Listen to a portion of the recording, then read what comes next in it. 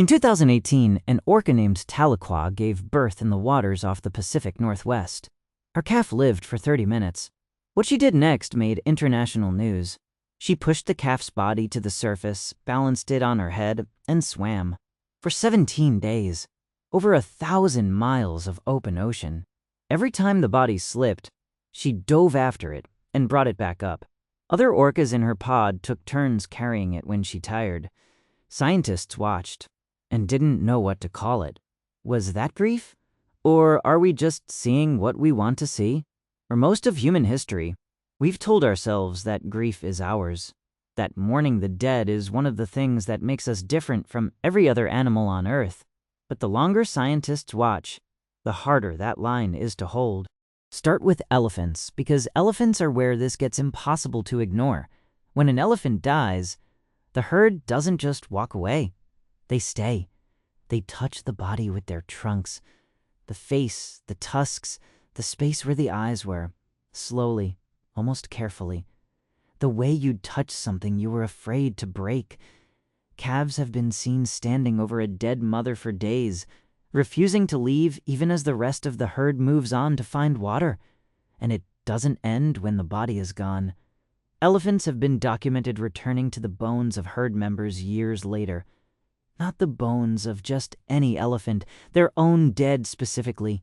They pick up the skulls, they turn them over, they run their trunks along the tusks in a way researchers describe, almost apologetically, as gentle. Nothing about that behavior helps them survive. It costs them time, energy, safety, and they do it anyway. Then there's Tahlequah, and orcas more broadly. Her 17-day vigil wasn't an isolated event. It was an extreme version of something scientists had already seen in smaller ways. Mother orcas and dolphins carrying dead calves for hours or days before finally letting go. Pods slowing their pace to stay with a grieving mother. In Tahlequah's case, her own pod, an endangered population with barely 70 members left, put themselves at risk to help her carry the weight of a calf that was never going to come back to life. Now, not every animal mourns like this. Some do something stranger. When a crow dies, other crows don't ignore it. They gather, loudly. A dead crow on the ground can pull in a dozen or more from the surrounding area within minutes, cawing, circling, refusing to approach too closely. For a long time, people assumed this looked like a funeral because, well, it looks exactly like a funeral. But when researchers actually studied the behavior, they found something more unsettling than grief. The crows weren't mourning. They were investigating. A dead crow is a warning sign, a signal that something in the area is dangerous. And the gathering is the flock learning, collectively, what to avoid. Crows that witness a death will remember the location, and sometimes even the person, for years. So which is it? Are animals capable of something like grief? Or are we just watching instinct and pattern matching it onto our own emotions because that's the story we want to tell? Here's where it gets harder to dismiss.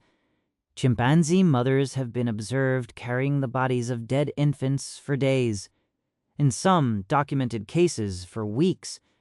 Grooming them, chasing away flies, carrying them through the same daily routines as if they were still alive. Other chimps in the group don't just avoid the body. They approach it. They touch it gently. They sit near the mother in what looks, to anyone watching, uncomfortably close to a vigil.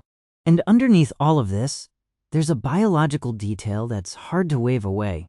The hormone spike that floods a human body during grief and social loss. The same stress and bonding chemistry, oxytocin and cortisol, isn't unique to us. It's present in elephants, in primates, in orcas, in nearly every social mammal that has ever been tested for it.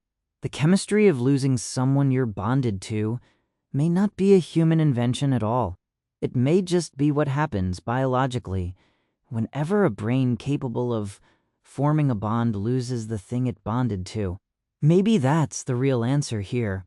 Not that animals grieve exactly the way we do, with our specific rituals, our specific stories about what happens after, But that grief was never really a human trait to begin with. It might just be the cost of being able to love something enough to notice when it's gone. Tahlequah eventually let her calf go.